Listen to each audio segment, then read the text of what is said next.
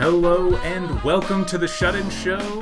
I'm your host, Danny Parker, and we have a pretty good show for you today. We're going to talk about some music, some self-care, some local heroes, things that you can do to help, and other good news. Welcome.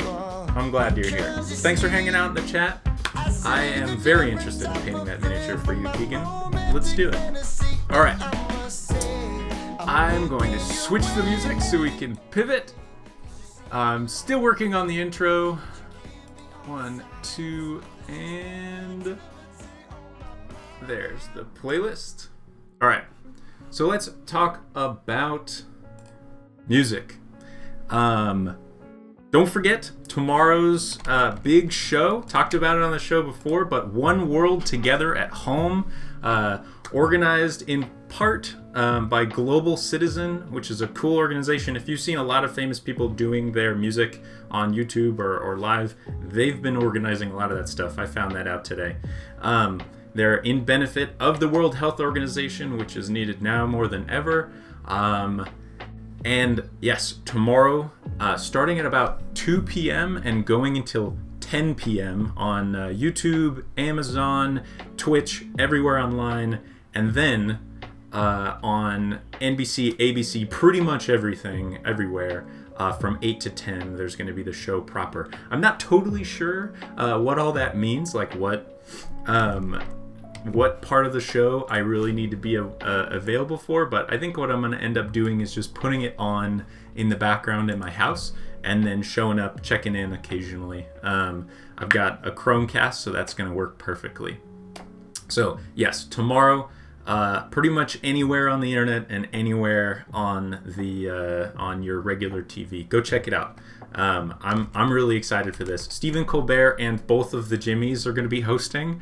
I like one Jimmy more than the other, and I'm a huge Stephen Colbert fan, so let's go watch that together. That should be great. In other news, where did it go? Here it is. In other news, Alan Stone, Dove Absolute Curls shampoo model and Spokane's coolest famous person, did a Tiny Desk concert. If you're not aware, NPR Tiny Desk concerts are really great, or Tiny Desk shows. I don't remember what they're called. They're really great. Essentially, you get a pretty awesome musician, sometimes up and coming, sometimes very famous. They bring them into the NPR headquarters. I'm sure they recorded this a long time ago. They bring them into the NPR headquarters and do a show. It's really intimate, usually fairly acoustic. It's live and then sent out on their YouTube channel, and Alan Stone's just landed a little bit ago. Additionally, he's been doing some live shows like streamed on Twitch from his house/cabin. I've watched a few of them just this morning, and they seem really, really nice. If you've liked some of the music that I've been putting on here so far, you're definitely going to like Alan Stone if you're not aware of who he is already. And I do mean it. He is Spokane's coolest famous person. Some of the people that are famous that like get known nationally from our city are less the kinds of things that we want to be famous for. Cough, cough, Rachel Dolezal. So anyways, I'm actually going to play for you just the beginning of that video from the NPR Tiny Desk concert, give you a taste, and then we're going to move on to some more self-care news in a second. So here we go.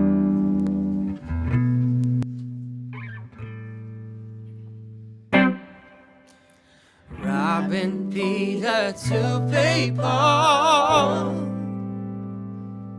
and cash that paycheck and spend it all.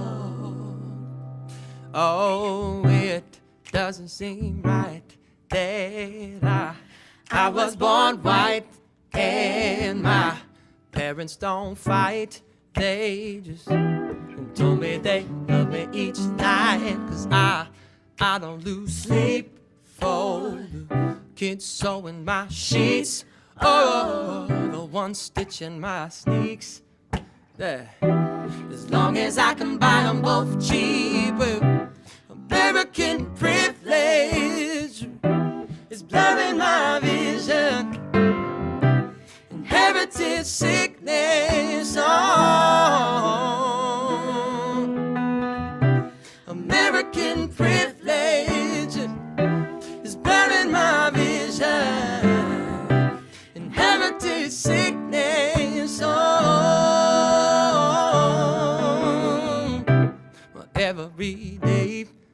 I just piss money away. I'm a material slave. Well, just trying to polish this ball in this chain. Cause I don't think twice. Just keep it out of my sight. Yeah, bitch, don't kill my vibe. Oh, bitch, don't kill my vibe. Yeah. American privilege is blurring my vision. What an awesome song. What an awesome artist. I'm really excited to watch that whole video. I found it this morning and got so stoked I wanted to share it with you, but didn't end up watching the end of it because, well, I had to get ready for this. I also promised myself I was going to cut back to me before they started using not safe for school language, but here we are. You're all adults, probably. Anyways, in other news, let's move on to our self-care segment.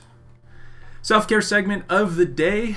I'm a big fan of this one. It's been helping me a lot. Make a list.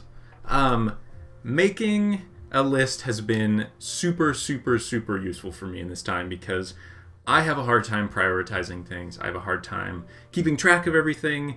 And so when I say make a list, I'm going to talk about it in a couple of different ways. One thing that I've seen some of my friends do really effectively is to create, like, brainstorm with their housemates or their spouse or just themselves a bunch of things that they would find fun to do during the quarantine, things that you can do. Things like go for a walk, like play frisbee, play catch with people in your house, or play video games, this one particular game, or read a book, or whatever. You get the idea. Call someone you love. Like, these sorts of things that bring you life are going to be very specialized to you, obviously. And I'm going to be, adding things to the list, hopefully every time I come up with a self-care tip. But it's been really useful to have a sort of fallback when I'm like listlessly kind of wandering around my house going, I don't really know what I want to do with my time. And I can look at this thing and say, okay, I thought that it would be fun to do this, like when I made the list, so let's give that a try. Some things on my list are paint some miniatures, finish Tiger King. I can check that one off. Read this Brandon Sanderson book, Skyward. I finished that. Moving on to the second one. Play StarCraft 2. That's definitely one that I've been doing. Yeah, those are all things that I've been enjoying, and they tend to help me pull out of my head a little bit. So make a list. Check it twice. Add as many fun things that you want to that list. And now, another way of using lists to help you during this time is to either the night before or in the morning, I try to make a short list of things that I want to try to get done that day. Not everybody has a lot that they need to get done in a day, but it's good to make decisions regardless. I'm in school and I'm working as a teacher right now, and so there's lots of little things that are easy to lose track of, especially for my particular brain. But yeah, I really do try to make a short list, and I handwrite it. I've used digital task lists before, like Google Task, but it doesn't work for me as well as just handwriting it down. And I actually went on Amazon, or no, at the beginning of this, we went to Office Depot so I could get graph paper to make better lists. Graph paper is like saving my sanity. It keeps me from drawing all over an entire page. But yes, so make a short list of things that you're interested in doing, or you need to do, or you want to do. But don't let that list for the day of to-dos get longer than 7 items. I'm also constantly making too many lists because I'm always worried about forgetting things. And then there's nothing worse than a list that's too big and too long with too much going on. Like, that for me is not helpful. So I always have to have a short list of things and have that satisfaction of checking them off. It really works. So moving on to the next segment, our local heroes of today. So local heroes, as always, Second Harvest Food Bank is doing its job, which is to provide food to people in need. Healthy food for free. Now, in this time, the amount of people is much higher, and the supply chain is having challenges. But they're still working their butts off. They're in partnership with food fighters, and we've been talking about it as a school, making sure that people know that they have this access to this. And basically, if you have extra money, donating $10, well, they accept donations of down to $1 because every dollar is 5 meals. Every $10 is 50 meals. And I've talked about donating to different organizations in the past, like people are, keep your restaurant open by paying for $10 for one meal, and that's awesome. You should definitely do that.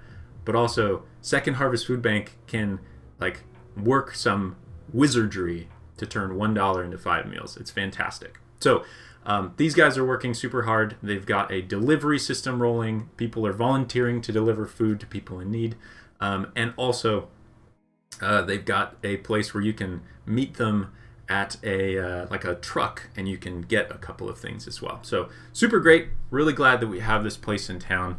But let's move on to our good news for today.